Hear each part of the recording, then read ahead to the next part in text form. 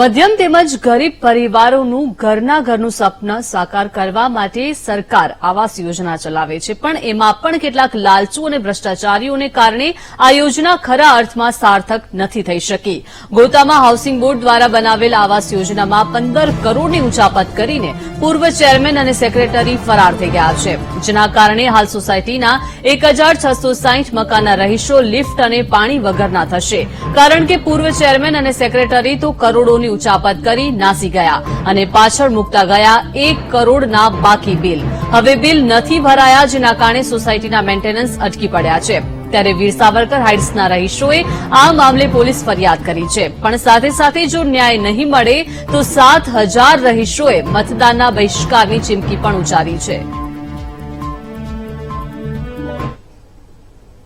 પહેલા 2017માં હાઉસિંગ બોર્ડે અમને એક કમિટીનું ગઠન કરીને આપેલું અને એ પછી એ કમિટીએ વખતો વખત હાઉસિંગ બોર્ડના બાયલોઝ પ્રમાણે એનો વહીવટ કરવાનું એવું ઠરાવેલું.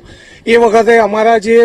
અનામત ભંડોળ તરીકે જે એફડી કરીને અમને 8 થી 9 કરોડ રૂપિયા આપવામાં આવેલા એ અને એની સાથે જે મેન્ટેનન્સના જે રેગ્યુલર મેન્ટેનન્સના નાણાં જે આવતા હતા એ લગભગ 5 કરોડ રૂપિયા, એમ અમારું અત્યાર સુધીનું અવેલેબલ ભંડોળ જે હતું એ લગભગ 15 કરોડ રૂપિયા થતું હતું.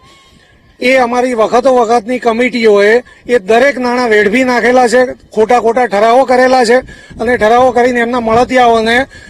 લિફ્ટ છે, હાઉસકીપિંગ છે, સિક્યુરિટી છે કે પાણીના બોરના રિપેરિંગના છે, એવા બધા ખર્ચાઓ બતાવીને ટોટલ ભંડોળ 0 કરી નાખ્યું છે. જે આપણા અમુક જે સભ્યો છે જે અત્યારે ઉપસ્થિત છે એ લોકોને જે એમાં ગેરવહીવટ જેવું લાગતા આપણે ગુજરાત હાઉસિંગ બોર્ડમાં બી એક આરટીઆઈ કરી હતી અને મુખ્યમંત્રી સાહેબને રૂબરૂમાં આવેદનપત્ર બી આપવામાં આવ્યું હતું થોડા સમય પહેલા ઘાટલોડિયામાં. એના જવાબ રૂપે સૌથી પહેલા જયારે આજથી 1.5 વર્ષ પહેલા જયારે આપવામાં આવ્યું ત્યારે એની અંદર એ રિપોર્ટ અત્યારે હમણાં આવ્યા છે કે ભાઈ આરટીઆઈમાં આજે જે તે વહીવટકર્તાઓ દ્વારા ભૂલ ભરેલા રિપોર્ટો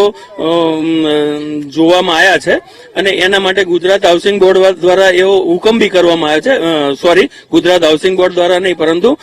મુખ્યમંત્રી કચેરી દ્વારા કે ગુજરાત હાઉસિંગ બોર્ડ દ્વારા જે તે માણસો ઉપર એક્શન લેવામાં આવે, જે હજી સુધી લેવામાં આવ્યા નથી. આગામી દિવસોમાં અમારી એવી પરિસ્થિતિ ઉભી થશે કે લાઇટ અને પાણી વિના બાળકોથી માંડીને બુઝુર્ગો પણ તરફડી રહેશે અને 13 માર્ચ સુધી જો આ રીતના